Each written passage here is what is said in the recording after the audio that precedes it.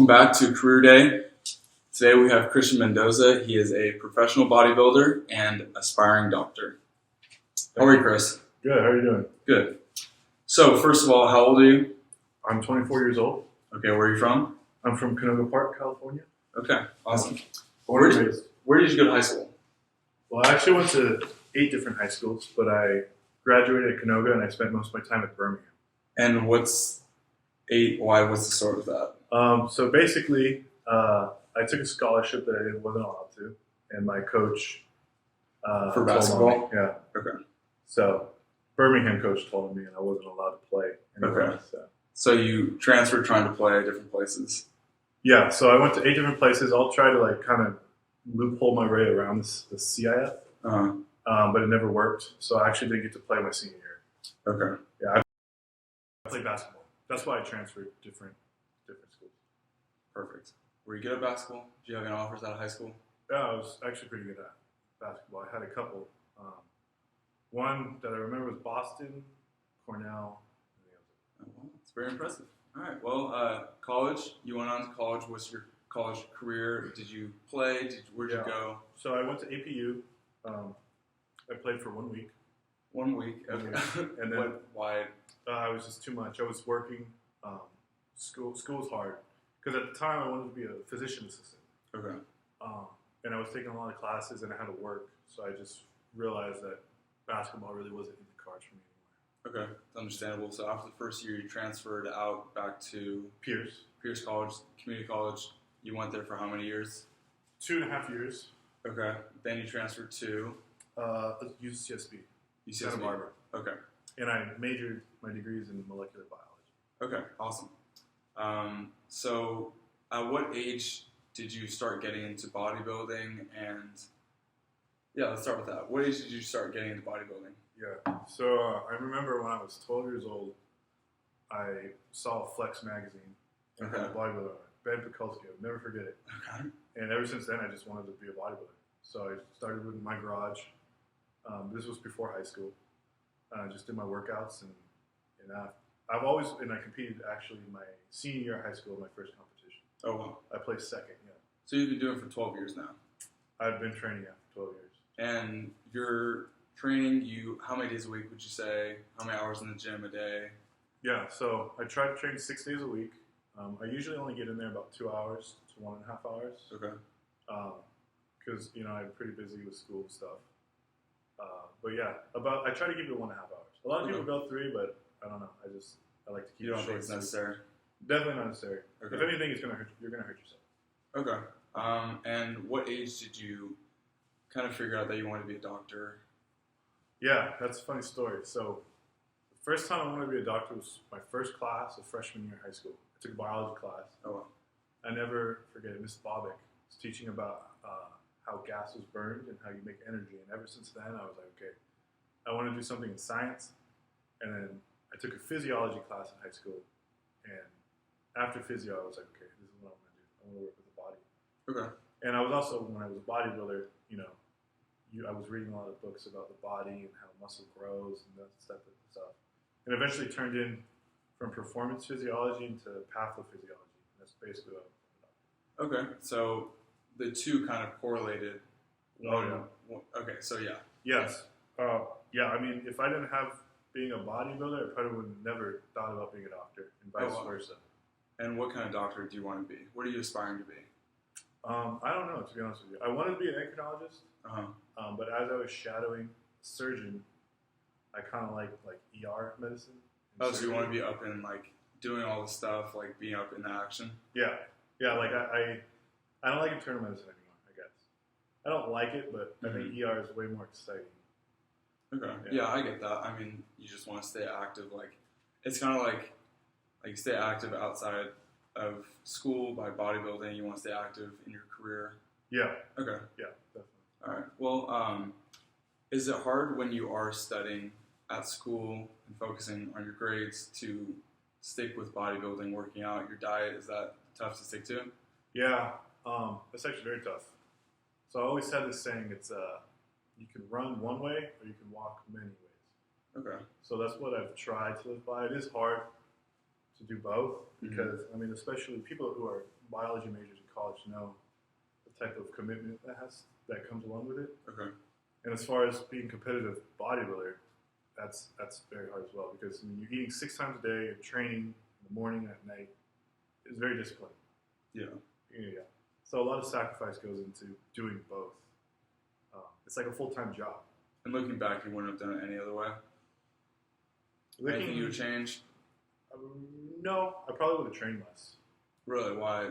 I always said that the only way I wouldn't make it is if I trained to where I hurt myself, and that's exactly what happened. Oh, okay. So, how'd you get hurt? What happened? I was just basketball, and once I went into bodybuilding, it was too heavy. Mm-hmm. I got too big too fast, and it kind of messed me up as far as that career went. Yeah. But yeah, I would have gone slower and a little smarter. Okay. So when you are at school and when you're back, what does your diet usually consist of? Yeah, so like I eat the same thing every day for like my whole life. Okay. Basically, you have different. What I've worked out is 3 different types of meals for each meal, and you eat 6 times a day. Oh wow. So that's basically that's the hardest part of bodybuilding. So bodybuilding, it's different than any type of sport, because say you play ball, you go home, you can eat cheeseburger or something healthy, but as a bodybuilder, you work out and you got to go home and measure everything you eat. What are the 3 meals that interchange? So I have 3 meals for each meal. So like Yeah. So like in the morning, either it's a protein shake, protein pancakes, or like egg whites and oats. Okay. The next meal would be some source of protein like chicken, rice, and vegetables, or steak and sweet potatoes. Oh, okay. So you can kind of just change in. That's what's worked for me. Do you ever get sick of it? Do you ever want to just binge on donuts and cheeseburgers and stuff like that? Yeah. I mean, it's definitely a mental game more than anything, because you're only in the gym 2 hours a day. Mm-hmm. It's more the repetition gets to you, and we always say like the more you suffer, the more you're going to win, because just eating that repetitively over and over for years and years, it's very difficult. Yeah. So you're going to definitely have to try to find ways to keep it interesting. All right. Well, that's understandable.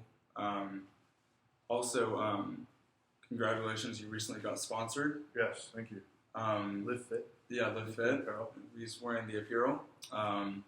At the end, you'll be able to shout yourself out. Okay. So what goes into being a sponsored athlete? How do they approach you? If you're comfortable talking about pay. Yeah. So basically, I've been wearing Live Fit since I've been lifting, since I've been 12. And I've just always worn it. And one day, the owner, Randall Pitch, just DM'd me saying, we want to go in and do a photo shoot. I'm like, sure. Oh, wow. Yeah. So that's kind of how it happened. I really didn't look for anything. Mm-hmm. And to be honest, I really didn't think it was possible, because that was the brand I grew up wearing. Yeah. So when it was like a dream come true. Yeah, it was a dream come true. Oh, that's cool. Yeah. There was one point I'm like, man, I'm in the Live Fit's warehouse, doing all this. I'm like, you never thought. Yeah. But it's definitely been an experience. And as a Live Fit athlete, what do you have to do? Do you have to shout them out a certain amount of times, social media, do photo shoots? So basically, I'm on the basic, because I just started. Mm-hmm. So you just post twice a week on your story, and post a post with.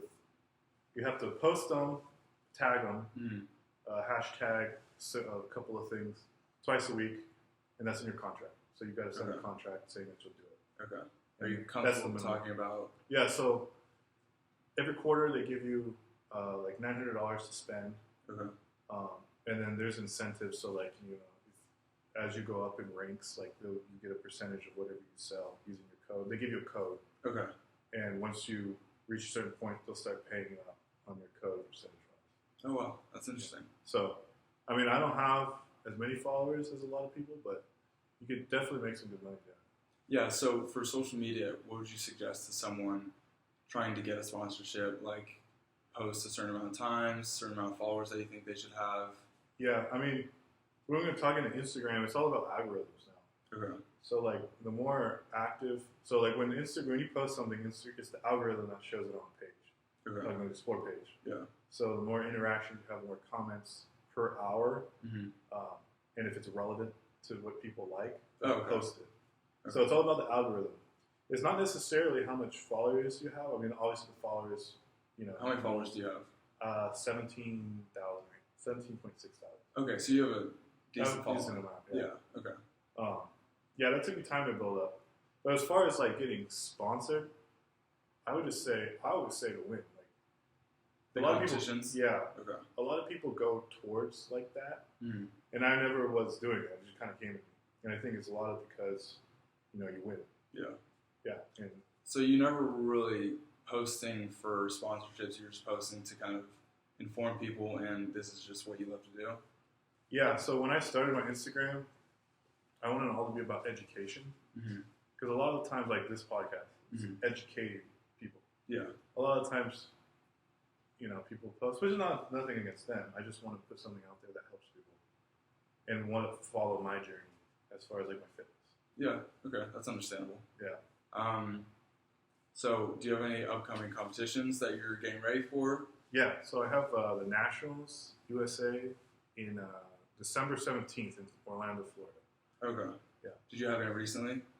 Yeah. So I just won the LA Grand Prix. Congratulations. Thank you. Appreciate it. Where was that at? I was in LA. That was in Anaheim. Okay. Yeah, so I won first place in that in men's physique. I compete in men's physique.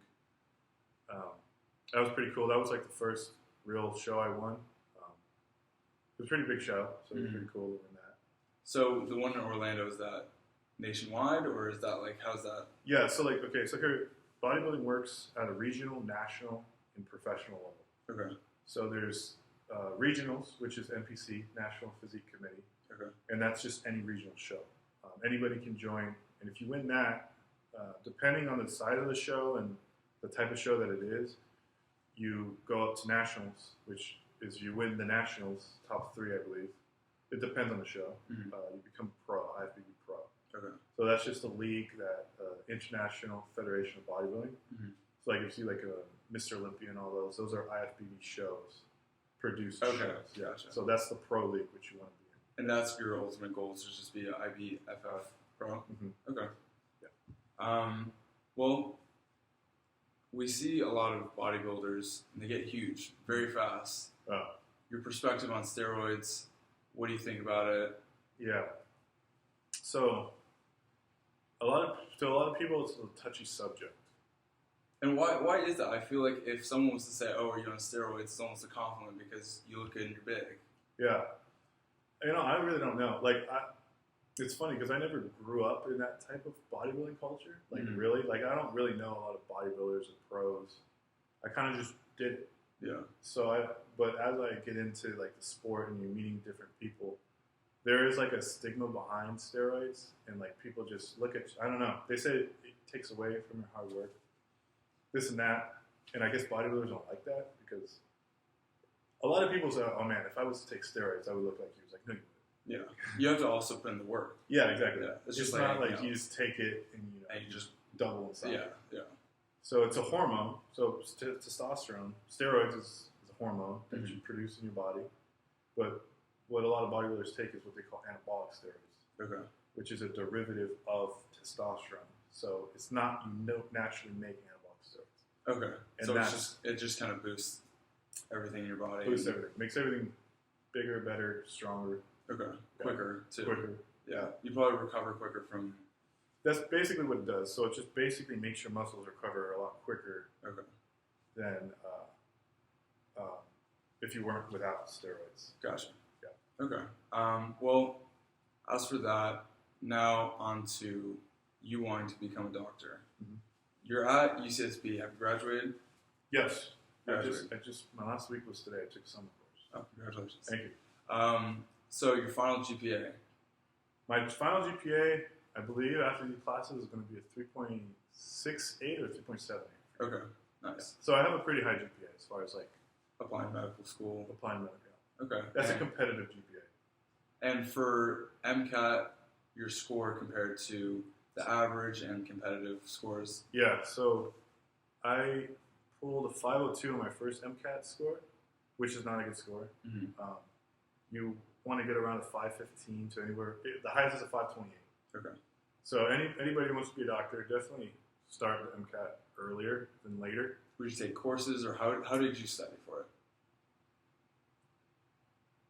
I took a course, Mm-hmm. but I didn't really put effort into it because I was doing a lot at the time. Mm-hmm.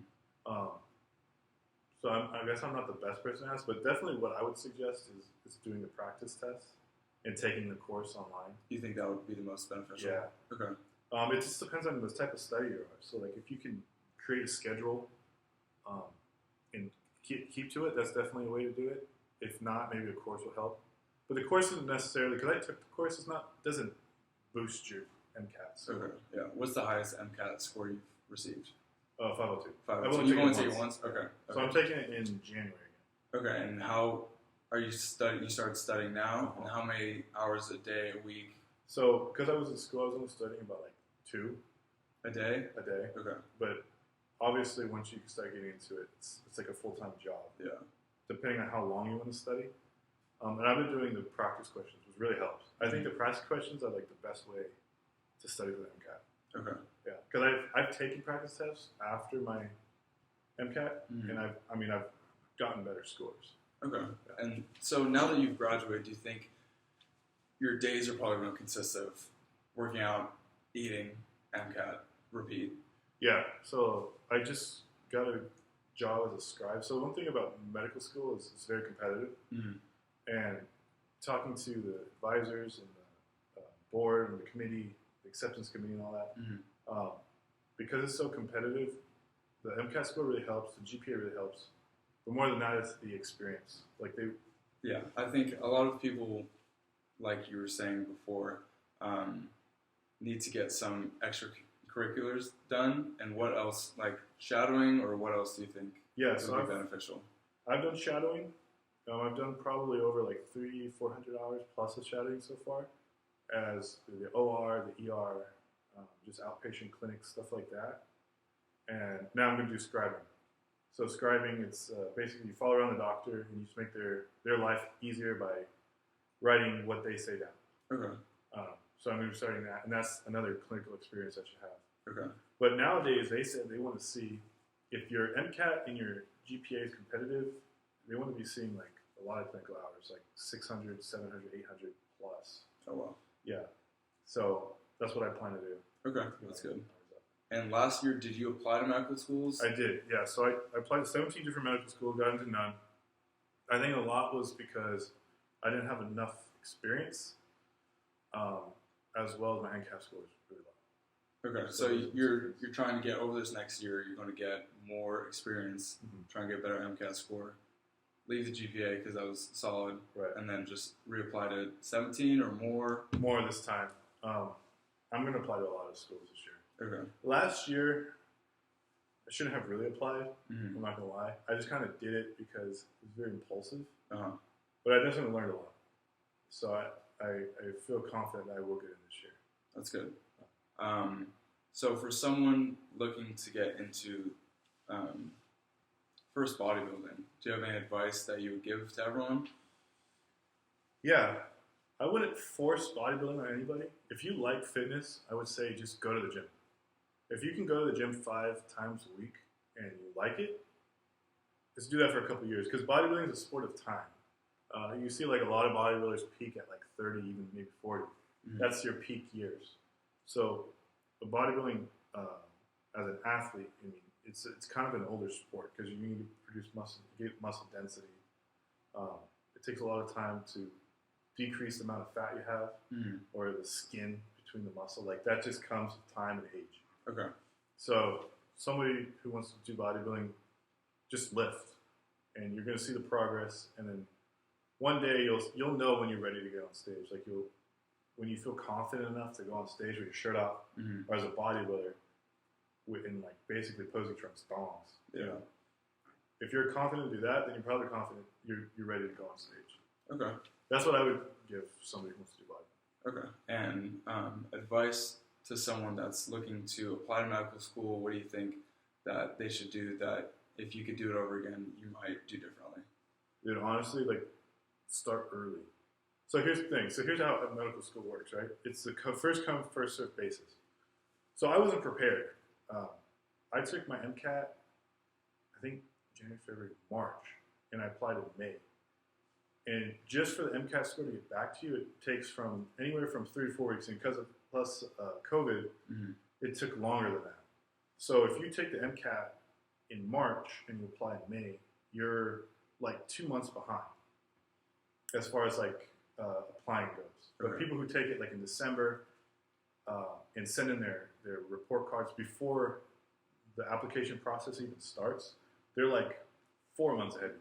And they're more likely to get in? Very more likely to get in. So like you could have a very poor GPA and not the best clinical hours and like decent MCAT, and just because you applied early, you'll get in over the person who has like the 4.3, like everything. Oh, wow. Just because that's how they look at it, how medical schools look at it. They fill the seats, and once the seats are filled, it's done. Because you got to think about it, there's 20,000 kids applying for 300 spots. So you have to be very on top of your can you pass it? Yeah, Your okay. stuff, shit. Okay. Well, now it's the end. You have as much time as you want to shout yourself out. If you sell any courses or anything like that, Live Fit, whatever you want to talk about, go ahead. Yeah. It's your turn. Okay, so I have a Instagram page. My page called Chris Fit with 2 F's. It'll be tagged below. So we tagged below. If you guys are interested, you can use my code Chris10 for any Live Fit apparel. It's really cool. We have a lot of good stuff on there. There's a good brand. It's a good cause. Yeah, I think that's it. All right. That's all I wanted to say. Very quick. You got any courses that you want to sell? Oh, yeah. If you guys are looking to get in shape, I do online courses as well as in-person training. So if you guys are interested in that, you guys can, I have a website, the link in my bio and my Instagram, or you guys can DM me with any questions you guys have. If you guys have any fitness questions or questions about applying for medical school, I'll help as much as I can. So you guys are always open door for you guys. All right, Chris, really appreciate you coming in. No problem, man. Thank you for having me. Of course. Yeah. Well, all right, we will see you next time.